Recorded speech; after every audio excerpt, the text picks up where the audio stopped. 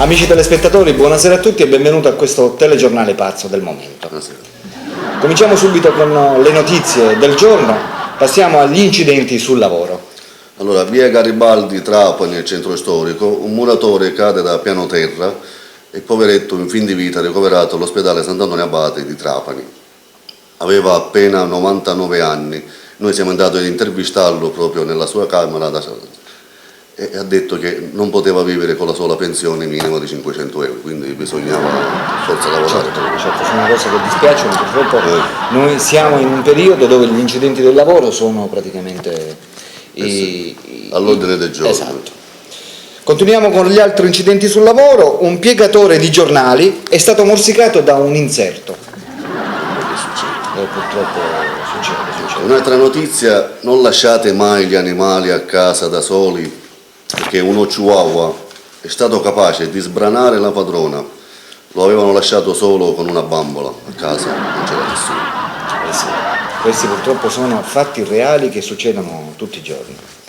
Un altro fatto reale è successo, ma molto sensazionale. Hanno visto una nave carica di yo-yo affondare, pensate bene, 12 volte. Ma intanto com'è successo questo? È successo perché la nave praticamente era carica di yo-yo, tu lo sai che yo-yo fanno sali e scendi, e quindi tutti tira su, tutti tira giù. Esatto, e quindi naturalmente è affondata 12 volte. Sì. Sì. Autobus rimane in panne in centro, destra e sinistra prendono un taxi. Bisogna andare avanti, dicono, costi quel che costi. Certo. Una ragazza stufa scappa di casa. I genitori morti assiderati. Certo, anche questa è una cosa, succede all'ordine del giorno. Ecco, un altro caso di un pensionato che scippa un parcheggiatore. Il motivo lo hanno intervistato, anzi lo hanno interrogato alla questura di Trapani, dice: io ho 40 anni di Marche e lui guadagna più di me. Quindi. Certo.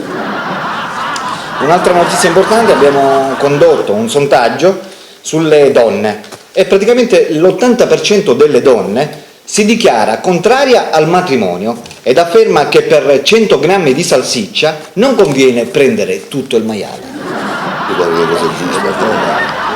Allora, sgominata una banda che rubava panni stesi qua a Trapani, ma grazie a un'operazione chiamata Mutanda Cagata, le unità cinofile sono state in grado di scoprire la gang. Essi devono rispondere di appropriazione indebita di intimità oculare e sono stati condannati al lavaggio di mutande dell'ospizio Serraino Pulpit di Trapani per 8 mesi. Uno si butta pentito, l'altro dal terzo piano. Anche questa è una notizia shock. E continuando naturalmente con le gang, 2 ladri decidono di fare un colpo di una banca in una notte.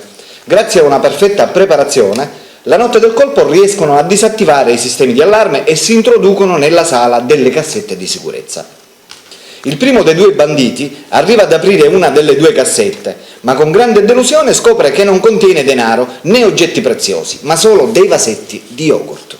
Il secondo ladro apre a sua volta una cassetta e si trova di fronte alla medesima situazione. Aprono quindi tutte le cassette e non trovano altro che yogurt. Benché il primo ladro dice: questa sicuramente sarà una trovata per un trucco idiota da parte delle autorità. Allora sai che ti dico? Ci beviamo tutti gli yogurt e così li prendiamo in giro. Immediatamente 2 ladri si mettono a consumare tutti i vasetti di yogurt uno dopo l'altro, finendo naturalmente all'alba con la pancia piena. L'indomani mattina si legge nei giornali: incredibile rapina alla banca del seme. Fatti veri. Ed è successo veramente. Un'altra notizia shock: un impiegato di banca, sempre riguardante le cassette di sicurezza, rimane folgorato da un conto corrente scoperto. Anche questo è una notizia shock. Certo. Mentre ci arriva in questo momento da Trapani, praticamente esattamente un'ora fa c'è stata una tromba marina per un quarto d'ora di seguito.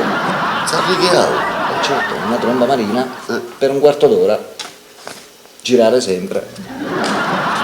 Inoltre, passiamo ora alle notizie della cronaca nera. Noto pregiudicato, vistosi circondato dalle forze dell'ordine, si è messo a sparare alla cieca. Domani si svolgeranno naturalmente i funerali della poveretta. Basta. Non ho visto qualche foto.